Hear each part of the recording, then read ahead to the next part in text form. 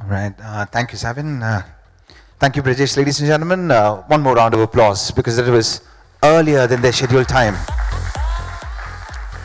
So if you've got this niggling, troubling question which says, so you've installed Experience Commerce, now what?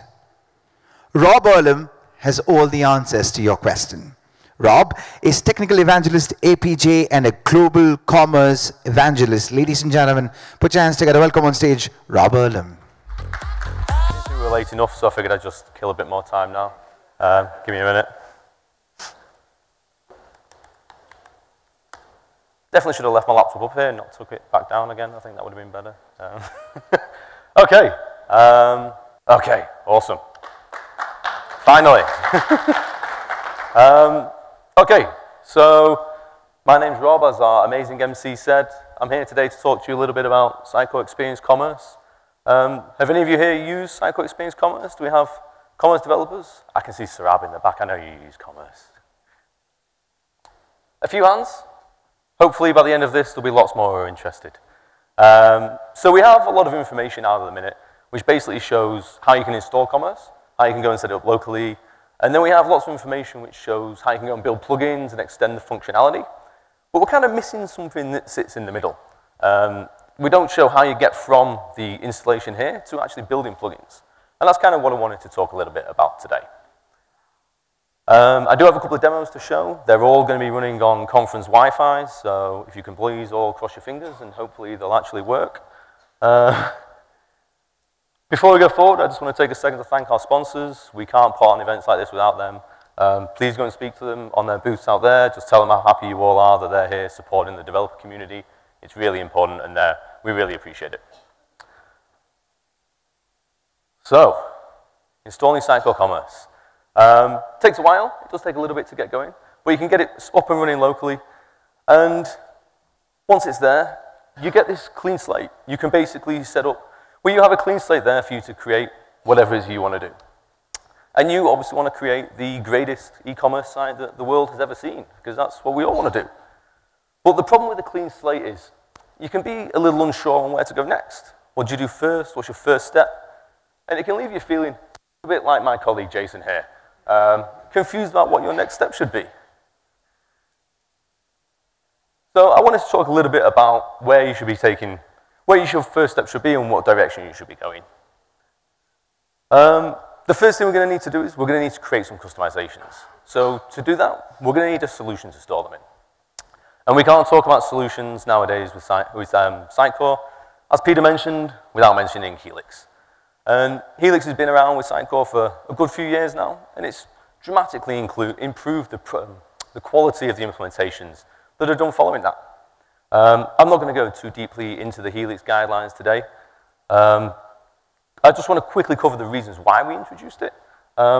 Previously, before we introduced these, we noticed the cost of change for our implementations really increasing over time. And this goes back to the whole monolith solution and how close coupling of features can make it difficult to implement changes. We introduced Helix with our layered modular approach and control of dependency directions. And we've seen that drastically reduce the cost of change for projects moving forward. But as this talk is about commerce, I'm sure you're wondering where commerce fits into this. Commerce is part of, well, we've been trying to figure out how commerce fits into the Helix guidelines. We have a Helix working group internally. Our Helix documents are on GitHub, and we have some requests for comments there. And we've been trying to figure out how commerce should fit into the guidelines as a whole. So that's kind of what I want to talk a little bit about. There's been a few different approaches that have been put forward. This has been the generally agreed on one, though. It could be a little complicated to describe how it fits in together with the platform. So I thought I'd create a hugely overly complex diagram to show it, because who doesn't like those? So when you start off, you're going to start off with the Sitecore platform. And you're going to have a few microservices, things like marketing automation and XConnect. And there's a few others you have nowadays, like Identity Server, Cortex, and there'll be more that come further down the track. You're probably going to add some modules in there. So SXA, PowerShell for Sitecore. And then we get to the point where we finally introduce commerce into the stack. Commerce has the new commerce engine in there, the new .NET Core application.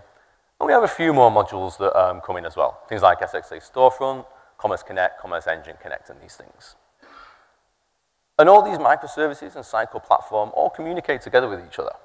So marketing automation and XConnect, they need to pull their marketing definition items out of Sitecore platform.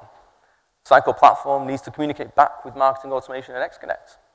It needs to lodge its analytics data through XConnect. It needs to register users into marketing automation plans. The commerce engine needs to pull its commerce control panel data out of the Sitecore platform. Things like the currencies that are defined, the languages that are defined. And Sitecore platform needs to pull its data from commerce. When you have the catalog items in the content tree, all these kind of things are pulled from the commerce engine. So when you have your end users, they come and interact with your store here, and they see just a website. That's all they see. But behind the scenes, there's lots of interdependent communication going on that powers the experiences that we're delivering to them. And this kind of gets you to start thinking about how you deploy out to these items.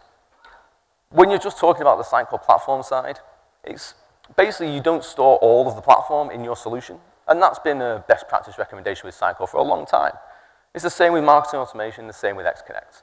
What you do in your solution is you just store your key customizations. And when you're doing a deployment, you just deploy out those customizations that augment the code base that we provide with it. Commerce Engine is slightly different though. The Commerce Engine is an actual executable that you're building and deploying. So you need all the assets available in your solution to be able to build that. I don't mean you have all the code in there. You may pull in some of the dependencies via NuGet and things like that. But you need to have it all available to you. And then you deploy that application as a whole. But the key thing about this is that all of these different web services, microservices and the website, they're all interdependent on each other. If I deploy the marketing automation engine and the platform isn't there, it won't work. It needs the platform to be able to function. The same for XConnect, the same for the commerce engine. They won't run without the platform being there. But it's the same in the other way as well. If I just deploy the Sitecore platform without the commerce engine available and all my platform's configured for it, I'll end up with errors everywhere because it's trying to get commerce data that isn't available to it. And for that reason, we see the solution boundary for this encompassing commerce as well. Because you need to deploy all of these items in one go. They need to live together. But that's not always the case. I've been asked before about if we introduce another channel. For example, if we have a Xamarin application. It's kind of similar to the commerce application. It gets pushed out and deployed on its own. Our end users will go and interact with the Xamarin application. And the Xamarin app may pull its content data from Sitecore. It may pull its commerce data from the engine. It may log analytics data into XConnect and register users in marketing automation plans. But the key difference here is that all the dependencies flow away from Xamarin. I can deploy the platform and its relative microservices without Xamarin, and there'll be no errors. There's no dependency there. So for that reason, that would be in its own solution. It doesn't need to be deployed out with the others. I realize this is kind of a little bit abstract with this boxy demonstration here. So let's try and show some examples around this. When it comes to the solution structure now, you're still going to have your solution root. You're still going to have your foundation folder. You're still going to have your feature folder. In project, you're going to start to see some differences. So you're going to see the commerce engine living in here. As I mentioned, this executable needs to pull in its functionality from both foundation and feature projects. So it needs to live at the project layer because the dependencies have to flow in that direction. But you're also going to see some changes at the module level as well. So today, you'll see your Helix modules with the website, serialization, and unit test folders. Once you start to add more publishing targets, you'll see things like commerce for housing all the commerce engine functionality. Have XConnect for handling any XConnect functionality. And there may be marketing automation, and identity server, and any other web services that we push in the future. Now, not every module will have all of these different folders in there. It depends on what functionality that module contains and what's needed. So it's starting to sound a little complicated. I get that. So really, what you've got to do is you've got to start relying on your tooling. And there's a lot of it out there. Things like Gulp and Cake for build runners. You have CI tools like Azure Devops, TeamCity, and Octopus. And IDE functionality. Visual Studio 2019 has the concept of solution filters. So if you just want to work on the commerce engine, you can use a solution filter to just load the commerce engine projects at once. Same if you just want to work on the website. You can use a solution filter to load the website projects. So here we can see my favorite solution called rob.commerce that I use all the time. This is available on GitHub for anyone who wants to see it. And it's an example of how you can structure a solution in this way. If you look at the red projects here, you can see they all have an engine suffix. These are all Commerce Engine plugins. The green ones are all website projects. So these are all getting deployed out to the Sitecore platform solution. And you can see there's some modules like Product Compare. Is my pointer going to work? No, Product Compare, which has both engine and website functionality.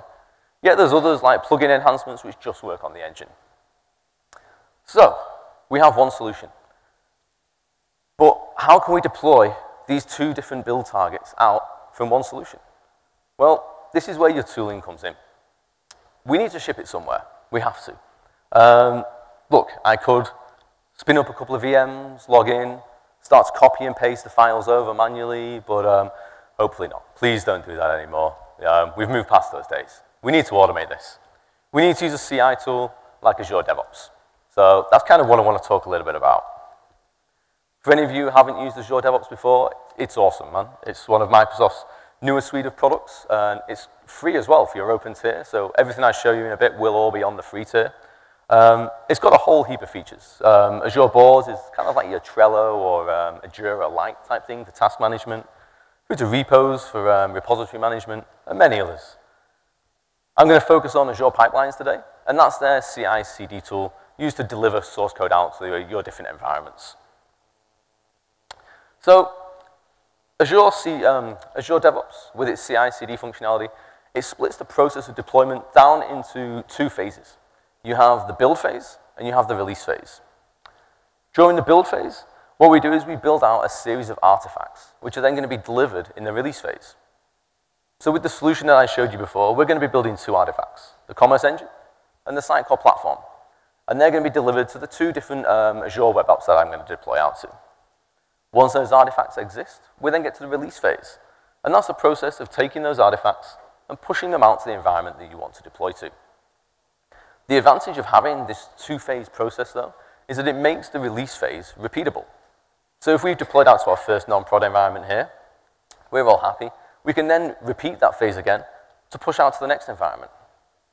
The interesting thing about this is that it then takes the ownership of config transformation away from the build and into the release phase.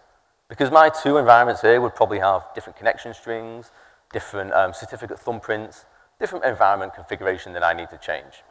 But to me, that kind of sits well. I think that makes sense. Because the config transformation is environment specific. It's not build specific. And the advantage here is that you're only performing a build once, and you're copying the exact files out every single time. So yes, you should get the same output every time you run a build, but it removes that from the equation completely. So let's attempt a first demo.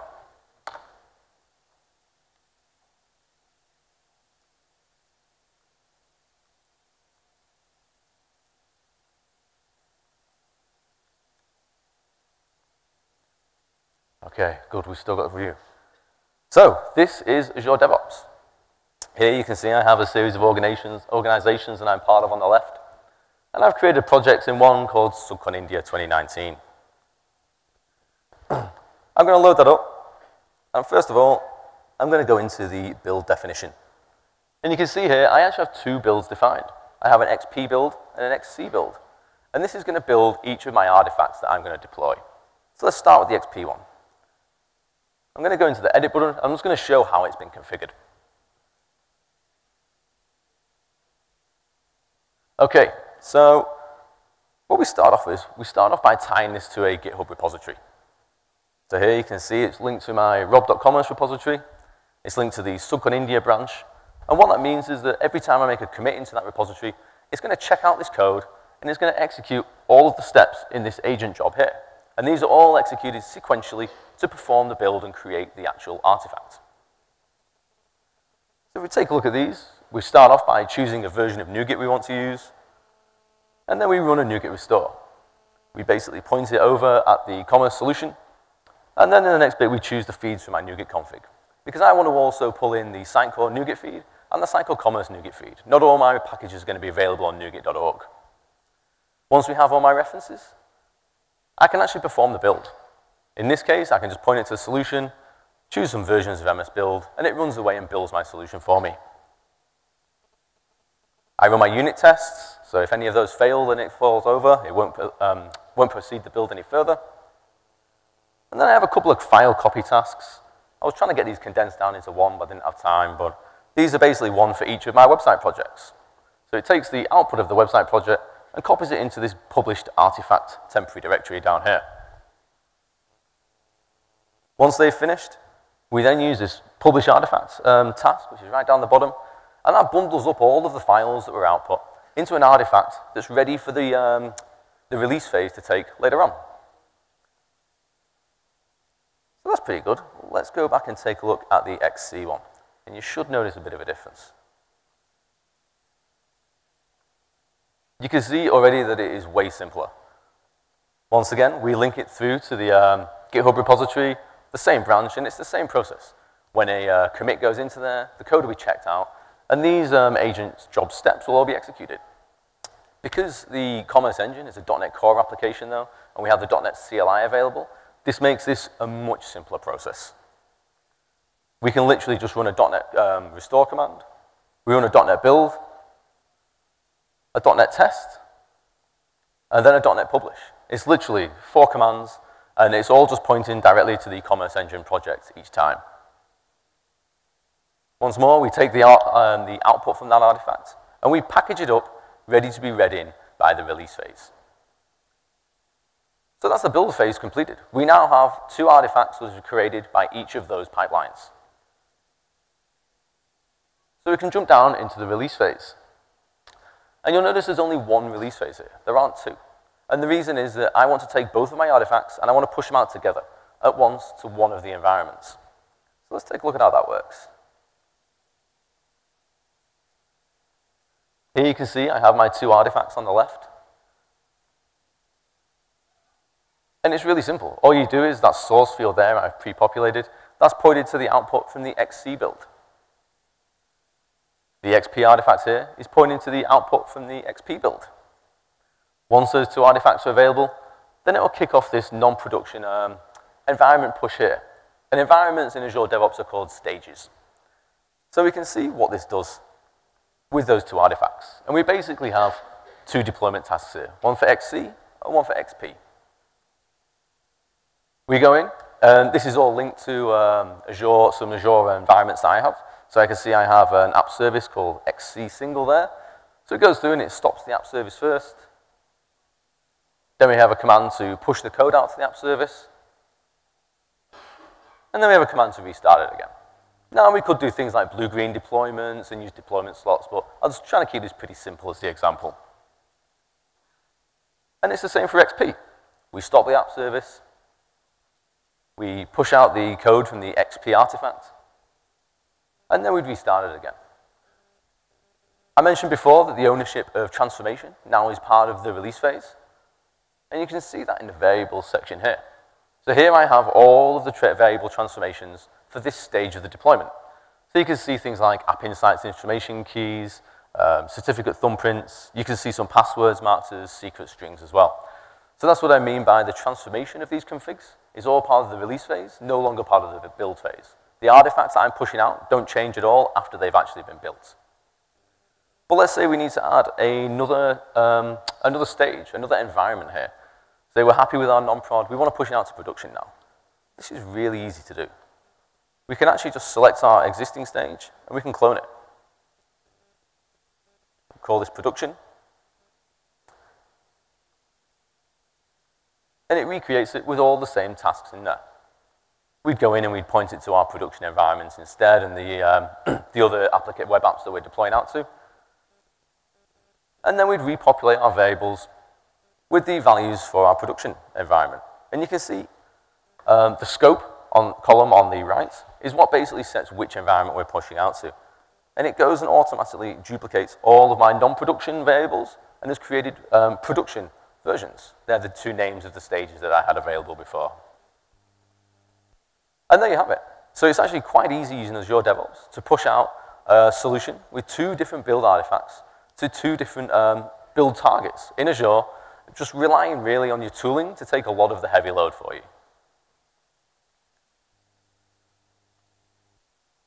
Okay, the internet seems to survive my first demo. I'm happy.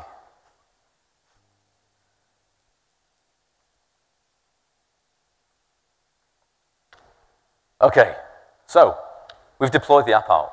We're live, we're running, our customers are hitting it. They're all having amazing experiences. But how do we know? How can we be sure that our users in Bangalore are having the same experience as our users in Melbourne or our users in Manchester? You need to use APM software, so Application Performance Management. And there's a whole heap of different products out there that will handle this for you. And there's more than I could list on this slide, really. But why should we care? Why should we really care about our users in different cities? Why should we care that all of them are having a great experience?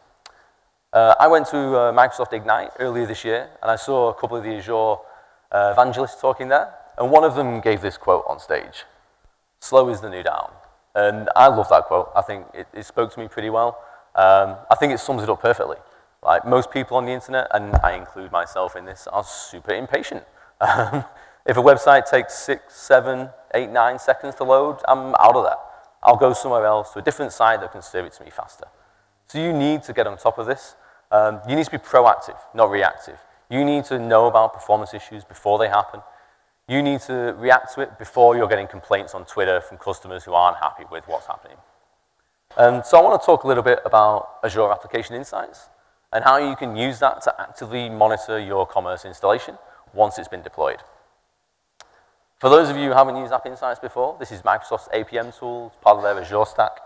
And basically, it feeds all of the logging and telemetry data from all of your resources into a single location. And then that gets exposed out to a variety of different targets wherever you need it. So if you want to build Power BI tools on the back of it, use it directly in Visual Studio or any REST APIs, there's a whole heap of different options. The one I want to show you today is based purely around the Azure portal and how you can interact with the data in there.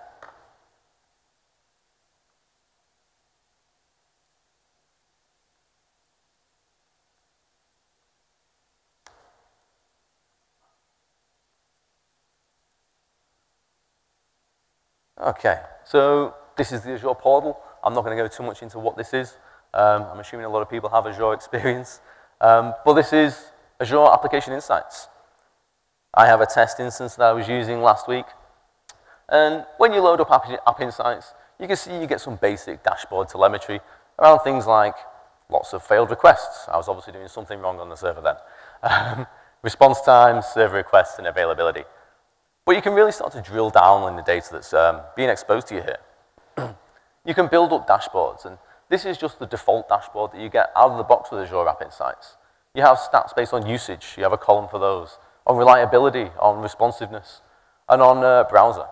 You can basically go back and refine this by different date ranges, and it's really handy because it lets you historically go back if you knew there was an issue, and go back and look at pretty detailed information around what was happening on all the different Azure resources that you had actually deployed at the time.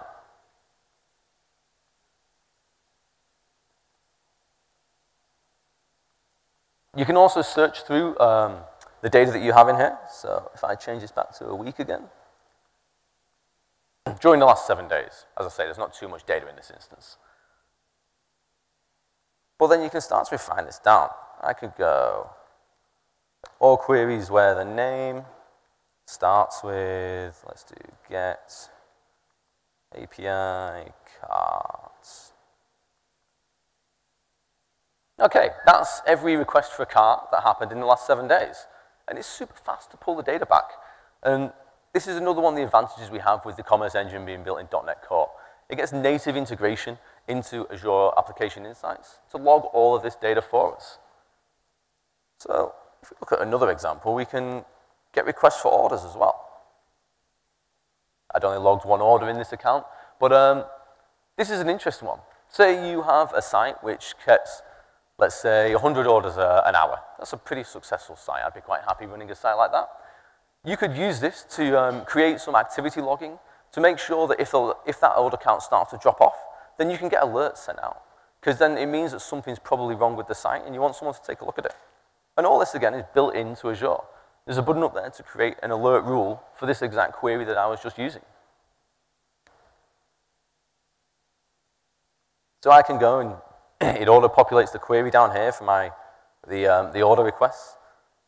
So if I had 100 orders an hour, let's say if it drops down below 20, let's say, You may want to do a different threshold than that, but any less than that, I'm pretty sure something's wrong with the site. I don't know what it is, but I want someone to look at it. I want someone to get on the box and take a look at what's actually happening. And then you can, again, populate some email data, who you want to send it out to, what you want the contents of the email to be. So you can see you can use these out-of-the-box Azure tools to be really proactive in your monitoring. And we have data like this already in XConnect, but that's more from a marketing perspective, if your campaigns have been successful and things like that. This is purely focused more at your DevOps guys, your operations guys, people who are responsible for application uptime. They need to be ahead of the curve. They need to get alerts before things are happening. And Azure's really good at doing that.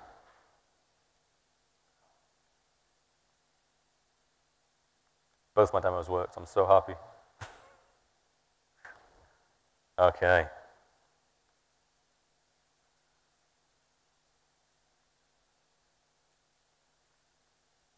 So, I covered quite a few topics. We talked about solution structure and Helix. We talked about Azure Devops and how you can use the tooling in their CI/CD platform to push out solutions with multiple deployment targets contained within the one solution.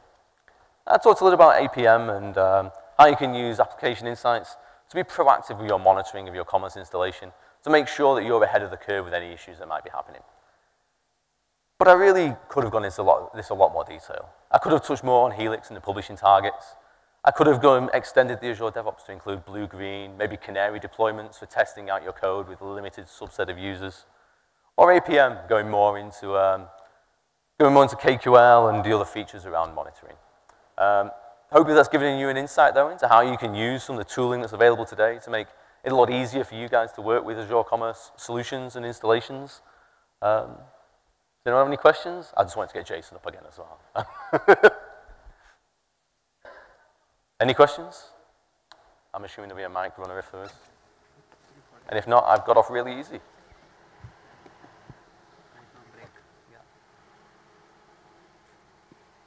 Okay, thank you then.